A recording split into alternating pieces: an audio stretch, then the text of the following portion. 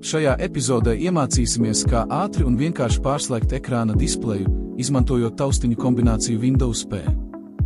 Vai zini, kā ērtāk pārslēgt attēlu no sava datora uz projektoru vai otru ekrānu? Vai joprojām to dari, iedziļinoties sistēmas iestatījumos?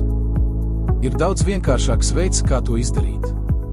Ja vēlies ātri pārslēgt attēlu starp ekrāniem, vienkārši nospied taustiņu kombināciju Windows P, uz ekrāna parādīsies izvēle ar 4 iespējām.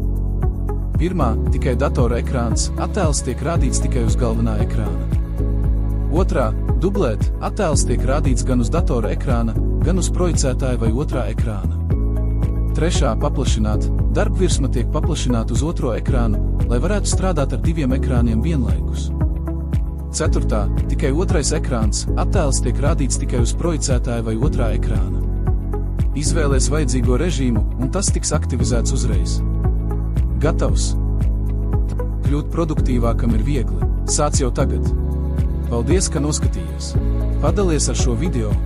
Novērtēsim, ja nospiedīsi īkšķi uz augšu un abonēsi kanālu, lai saņemtu citus vērtīgus padomus. Tev tas ir vienkārši, bet mums tas palīdzēs sasniegt vairāk cilvēku, kam šie padomi noderētu.